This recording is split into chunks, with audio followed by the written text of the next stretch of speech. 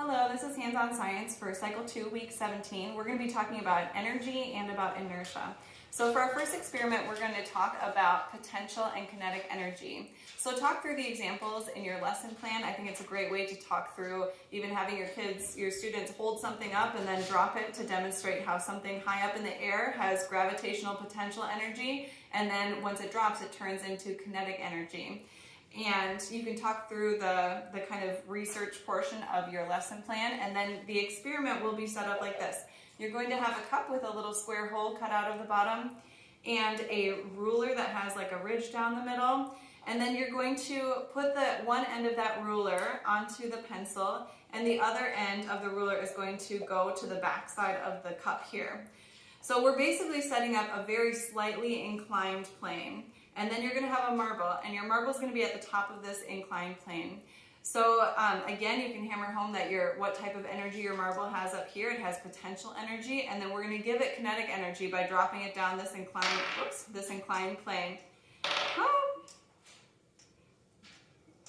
And then we're going to see that when we send that marble down the inclined plane here, and our potential energy turns to kinetic energy, it actually makes this cup move at the end. So it had just a tiny little movement of the cup when the marble hit it.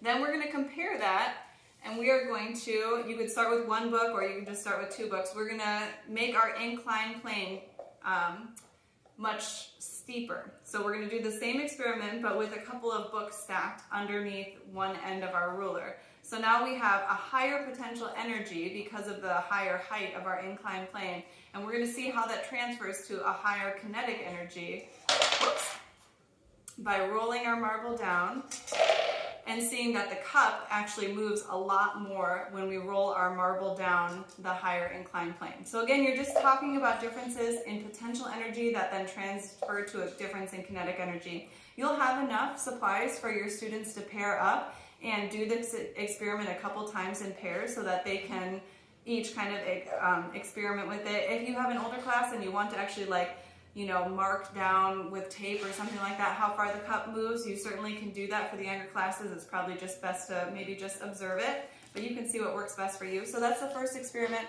The second experiment focuses on inertia, which is Newton's first law of motion. So this is the law that says that an object tends to stay at rest if it's resting, and an object tends to continue moving if it's moving.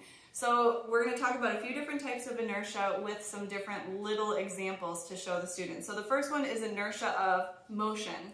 So if something is moving, it wants to stay moving even after, like if you shut something off, it'll still want to keep on moving forward.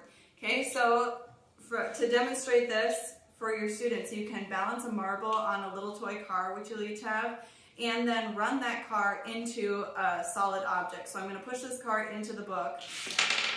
And notice that even though the marble didn't get hit, it still continued to fly forward and flew off the car. That's because the marble was moving along with the car, and when the car stopped because it hit something hard, the marble wanted to keep moving forward. So that's your inertia of motion. There's a couple other examples in your lesson plan to mention as well. Then you can talk about inertia of direction. So things like to continue moving in the same direction that they have been going. So you're going to have a clear plastic glass of water, and you're going to put just a little sprinkle of glitter into it. I'll put a little bit more so hopefully you can see. A little sprinkle of glitter into it, and then you're going to stir up that glitter. It might be hard to see in the video, but you can see it on here. And I'm going to stir it up. And then when I stop stirring, we're going to watch, and the water and the glitter continue to move in the same direction as I was stirring, even though I'm not stirring it anymore. So again, that's inertia of both movement and of motion and direction. So it wants to keep moving because it was moving, and it keeps going in the same direction because that's what it was doing when I was stirring it. The last one is inertia of rest. This one's super easy. Just demonstrate to your students how hard it is to make something move if it's at rest, particularly if it's something that's really large, that's more than our strength can move. So then the experiment is super simple. You might want to try it a couple times when you get into your classroom in the morning. You're going to have just an unopened can of soda or water or something, and a long strip of paper. You're going to set this can at the end of your strip of paper, just like this. And you can talk about, you know, that the can is at rest. It wants to stay at rest. That's what Newton's first law of motion would tell us. And then you're going to hold on to the other side of the paper, and then you're going to kind of fold it up here so that you're bringing that side up closer to the can. And then you're going to pull it out from under the can just completely straight. So you're just going to go.